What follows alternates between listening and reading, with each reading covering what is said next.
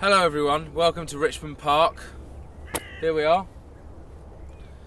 It's a real shame what's happened here to this place, because this used to be a really beautiful car park, and now look at it. Absolutely ruined.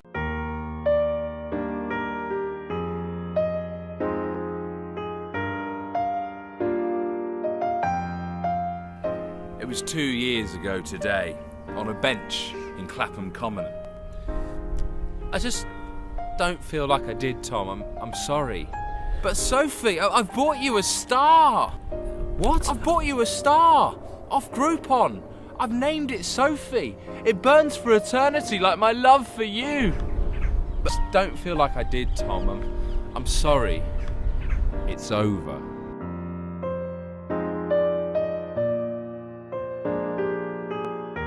Tonight, Sophie's dry spell would end. It was Cindy's 26th birthday, and all the girls were pre-drinking at hers. They started early, and by 8 p.m, Cindy was already having a poo with the door open. 2 miles away in Brixton, Henry was preparing his bedroom for sex. Sheets were washed, candles were bought, clothes were picked up off the floor. He even removed the skid marks from his ensuite toilet, which was rare.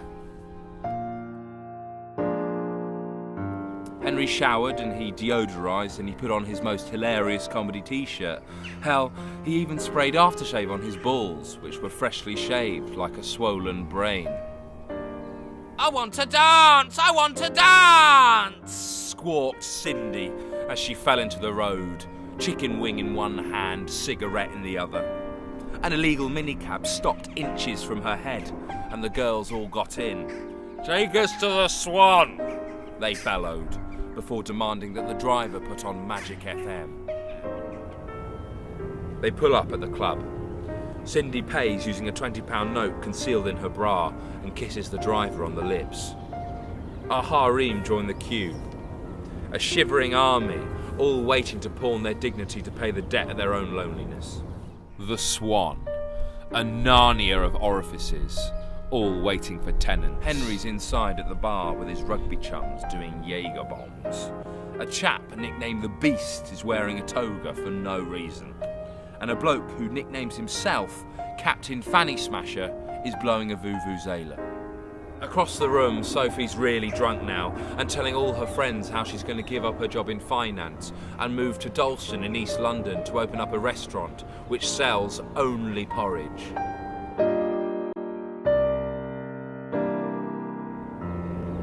But the girls aren't listening. Their eyes are locked on the dance floor. Don't Stop Me Now by Queen spreads through the room like diarrhea filling up a balloon. Sophie's close enough to Henry now to see he has a love bite on his neck. Little did she know that Henry had actually done it to himself 2 hours earlier with a Hoover because he'd read about it in the game. The theme tune to The Fresh Prince of Bel-Air comes on and Henry raps the entire song straight into Sophie's face. They begin to kiss.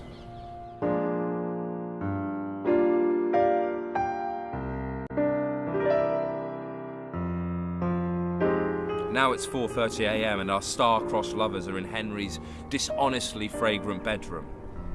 Henry struggles to take off her bra with all the dexterity of a goat trying to make ravioli. Henry rolls on an extra-large condom from a box of 60 he'd bought last year, in the optimistic hope that he might grow into them. He hadn't. It was like putting a chipolata into a bin bag. They both went through the motions, like two people with brain injuries trying to remember what it was like to have a feeling. 90 seconds later and it was over. Henry fell asleep immediately and Sophie just lay there, staring up at the ceiling, filled up with an emptiness. A sort of existential angst which was hard to describe. It kind of feels like a bit like how you feel on a Sunday night before you have to go back to work, but marinated in semen. Suddenly the bed felt warm and wet and the unmistakable stench of urine floated up from Henry's side of the bed. Disgusted, Sophie puts the dress on and disappears into the night. Waiting for a night bus, she looks up at the starry sky and thinks of Tom.